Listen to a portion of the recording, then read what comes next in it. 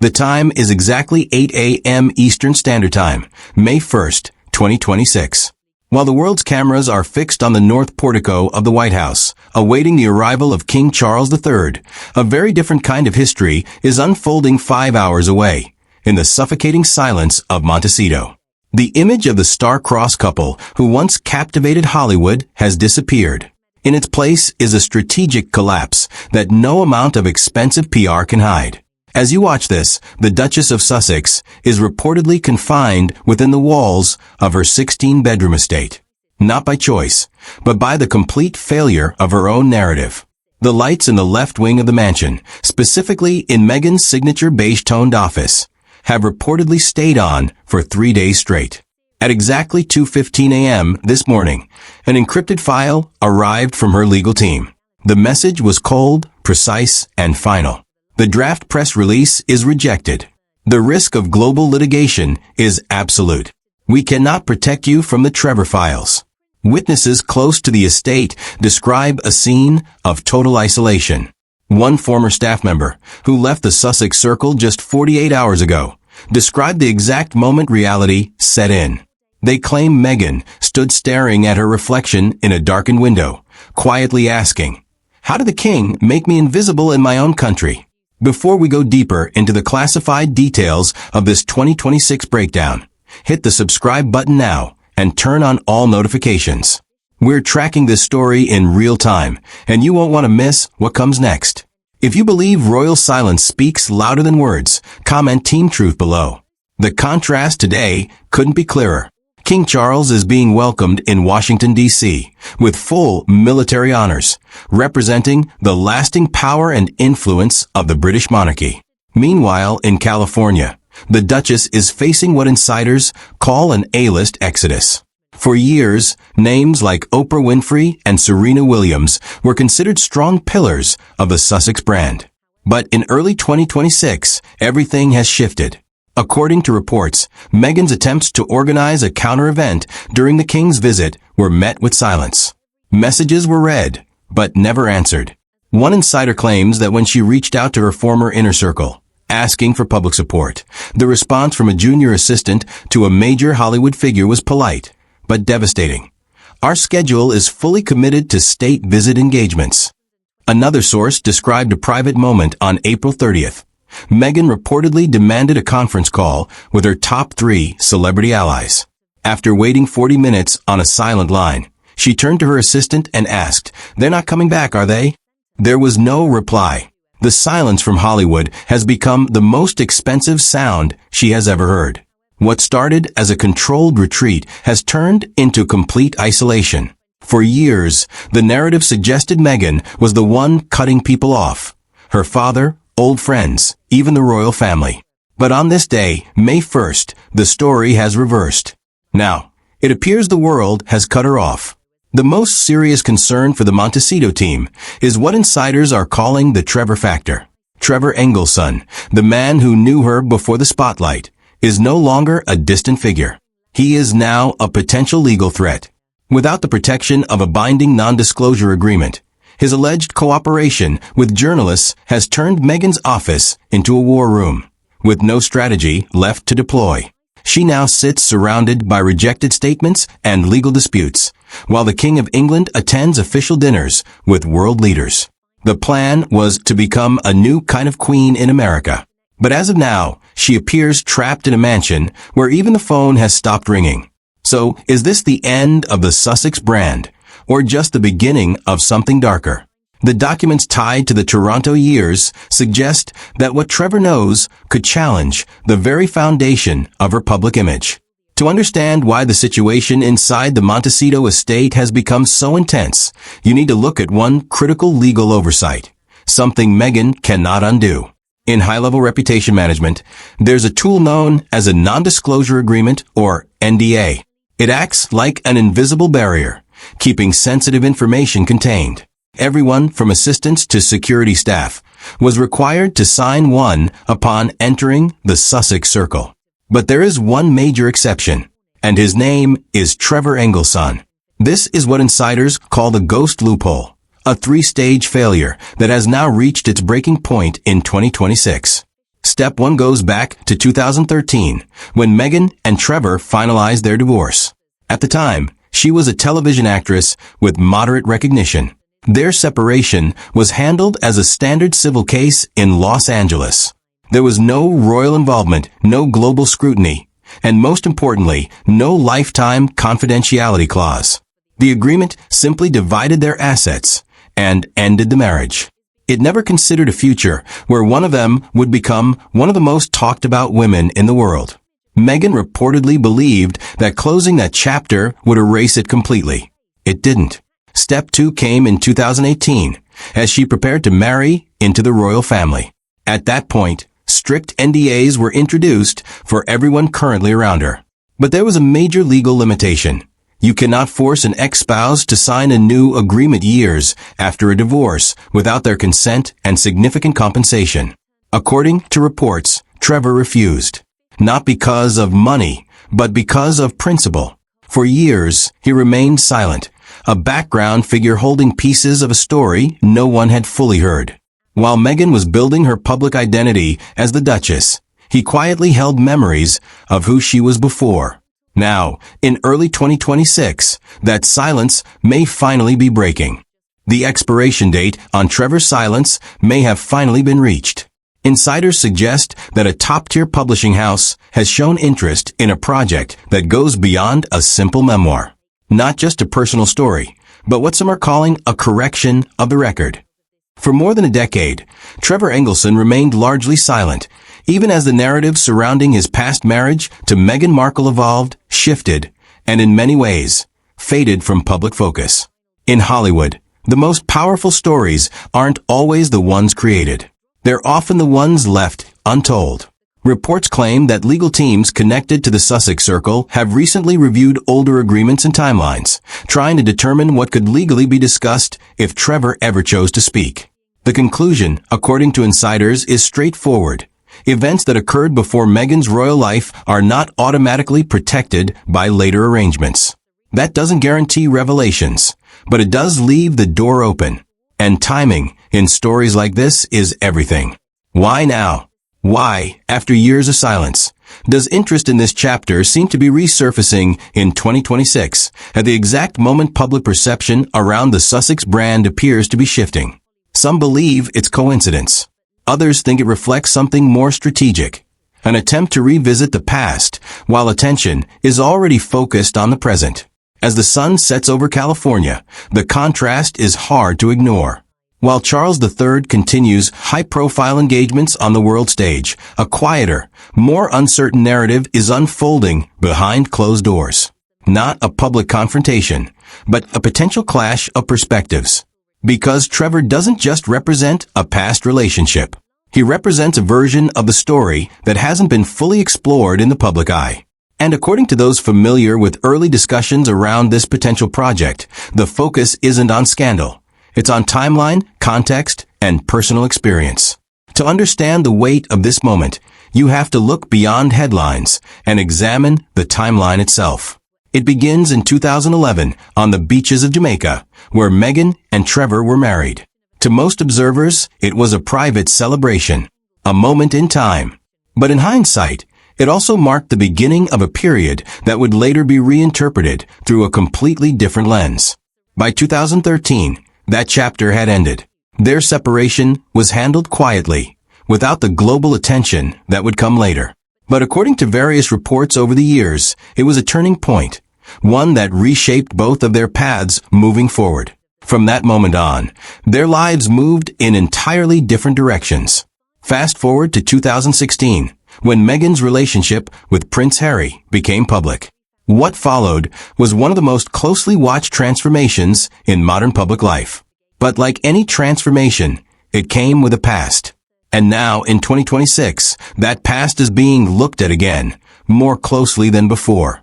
At the same time, new ventures and branding efforts have placed additional pressure on public perception. Legal challenges, media scrutiny, and shifting alliances have all added to the complexity of the current moment. What emerges from this timeline isn't a single dramatic event. It's a pattern, a sequence of decisions, moments, and transitions that, when viewed together, tell a much larger story. And that's where the real tension lies. Not in rumors, not in speculation, but in the simple question: what happens when two different versions of the same story begin to surface at the same time? Because, in the end, this isn't just about the past. It's about who gets to define it. At a private gathering in 1987, Camilla approached Diana with a smile and an extended hand. It was the kind of greeting Diana had accepted countless times before. But this time she didn't. She smiled and turned away. For a brief second, the entire room seemed to freeze. Charles was standing right beside her, and he understood immediately. What happened later that night has never been fully revealed. Until now. To understand that moment, you have to understand the year. It was 1987. Charles and Camilla had been close for years, closer by then than most people publicly admitted. Their relationship had quietly resumed in the mid-1980s, in that unspoken way where everyone knows, but no one says anything out loud. Diana knew. She had known for a long time. Not from a confession, because Charles never confessed.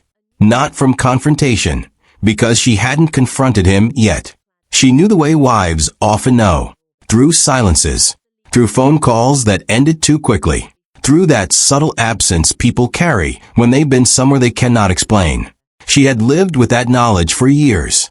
During that time, she played her role perfectly. She smiled when required, spoke the right words, and appeared exactly as the institution expected her to be. But inside, something had been building. The gathering took place at a country house in the Cotswolds. It was a kind of evening common in Charles's circle, small, private, filled with familiar faces who had known each other for decades. Diana hadn't planned to attend. When the invitation arrived, she declined, calmly, without emphasis, simply saying she had other plans. Charles accepted that without argument. But then, something shifted. He began mentioning the party again, casually over breakfast, as if it didn't matter. He said it would be a pleasant evening, that he was looking forward to it, that he could go alone if she preferred. Diana listened carefully. She wondered why this particular gathering mattered so much.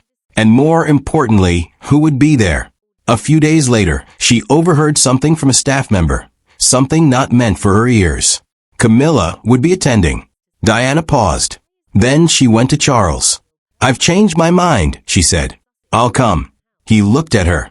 Something crossed his face. Not quite happiness, something more cautious than that. "Good," he replied. He didn't ask why. Perhaps he already knew. Camilla was there. That wasn't unusual. She moved easily through these gatherings, comfortable, confident, deeply rooted in that world long before Diana ever entered it. But this time, Diana was there too. And she had her reasons. The house felt warm as they arrived. Diana moved through the rooms with practiced grace, warm, attentive, making people feel seen. She greeted guests, asked thoughtful questions, listened fully. To anyone watching, casually. She was entirely herself. But she was observing too. She spotted Camilla almost immediately, standing near the fireplace, relaxed, laughing, at the center of attention. She belonged there. In a way Diana, despite everything, sometimes still felt she didn't. Diana noticed that. A woman approached her with polite conversation. Diana responded perfectly, but her eyes kept drifting back toward the fireplace. Then it happened. Camilla noticed her. It was subtle. A brief pause, a glance across the room, a slight adjustment before continuing her conversation as if nothing had changed. But Diana saw it. She continued moving through the room.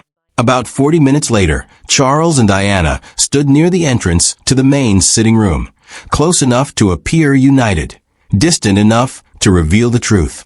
Camilla walked toward them, naturally, casually. She greeted Charles first, easy, familiar, comfortable. Then she turned to Diana. She smiled, extended her hand. Diana looked at her, not at the hand, but at her face. She had taken that hand before. She knew exactly what it meant. Then Diana smiled. A real smile. Warm. Genuine. "Good evening," she said, and turned away. No handshake. No pause. No explanation. Just gone, moving toward someone else, as if nothing had happened.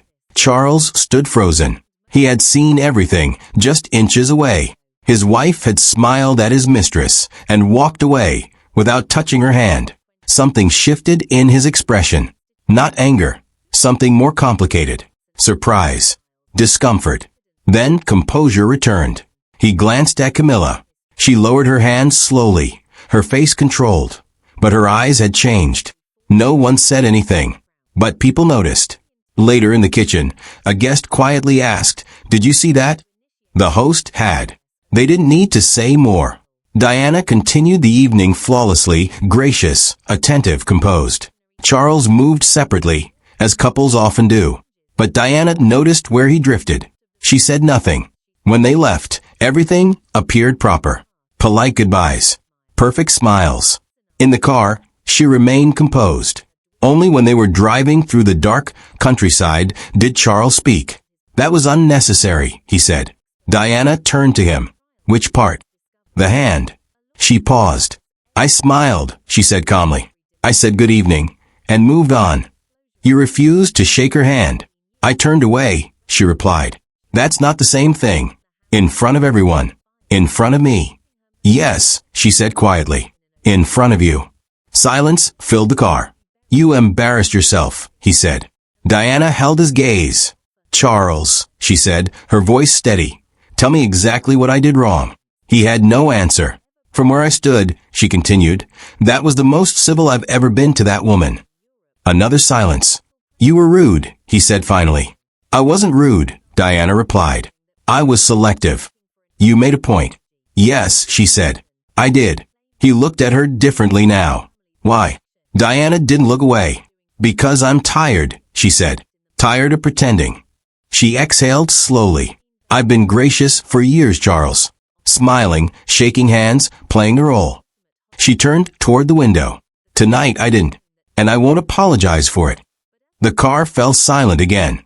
"You should consider," she added softly, "what it cost me to do it all the other times." Charles had no response. He knew he didn't. That night changed something. Not loudly, not publicly, but permanently. It wasn't a confrontation. It wasn't a scene. It was a quiet decision, one that could never be undone. She had made a choice in front of him, and he understood exactly what it meant. She is fighting a ghost war with King Charles III in Washington, while the real threat is already inside her own walls, locked in emails, preserved in records that Trevor Engelson refused to erase back in 2013. As the world watches the King's state visit today, the As Ever brand sits frozen in legal uncertainty, and the Montecito office has been reduced to a skeleton crew of shaken survivors. The director has lost control of her cast. Her script is no longer hers. It's being rewritten by her ex-husband. And now, even the soundproof walls can't hide the fractures. The question is no longer whether the brand will collapse. It's whether anyone will still be there to turn off the lights. The receipts are coming. And for the first time in weeks, the rage room is silent. That silence is far more unsettling than the screams ever were. As the final hours of May 1st, 2026 fade away, the question hanging over global media is no longer if the Sussex narrative will fall, but how. Every possible outcome leads back to a single breaking point, the truth held by Trevor Engelson. Based on insider reports and legal signals from London, 3 possible futures are now emerging. The first is the most explosive. If Trevor moves forward with his memoir in September 2026, the fallout could be institutional. If his records and Toronto files reveal evidence of a long-hidden truth, especially regarding medical history or the timeline of her royal entry, the palace would be forced into a defensive position. To protect the line of succession, the monarchy could be pushed toward drastic action. In that reality, Meghan Markle becomes a cautionary tale, a former royal pushed to the edges of relevance, stripped of the status she fought to build. The second path is a legal battlefield. In this scenario, Meghan launches an aggressive legal attack against Trevor and his publishers. But litigation comes at a cost. Discovery would expose everything: emails, deleted messages, private agreements, all dragged into public record. It would be an attempt to bury the fire by burning the entire house. The As Ever brand would collapse under legal pressure, and her legacy would shift from empire builder to a figure defined by courtroom battles she cannot control. The third path is the quietest, and perhaps the most realistic: a slow disappearance. As trademark disputes continue and financial pressure builds, the structure begins to weaken. Insiders suggest that Prince Harry may already be considering an exit, a return to London, to reclaim identity, protection, and stability, even if it means going alone. That would leave Meghan in Montecito, surrounded by space, but losing influence. Living inside a 16-bedroom fortress with a phone that no longer rings. A silence that defines the end of relevance. But tonight, there is one detail that cuts through every defense. Meghan once claimed she knew little about the royal family before meeting Harry, presenting herself as an outsider to that world. But Trevor reportedly holds something that challenges that narrative completely. A photograph from the early 1990s. A young Meghan Markle standing outside the gates of Buckingham Palace. Those who've seen it say it's not just a tourist picture. It's the expression, focused, intent, a gaze that suggests something deeper than coincidence. The plan didn't begin in Toronto. It didn't start in 2012. It may have begun decades earlier. The blind date wasn't the beginning. It was the final act of a story already in motion. Tonight, in Montecito, the lights are still on. But this isn't about building something new. It's about watching the past close in. Because the final truth isn't hidden in a palace or behind mansion walls. It sits inside a digital archive. A file that Trevor Engelson has guarded since 2013. And now access to that timeline is closer than ever. This story is unfolding in real time. If you want the full breakdown, the records, the emails, the contradictions, stay connected. Because the most protected files are about to be opened. The clock is ticking.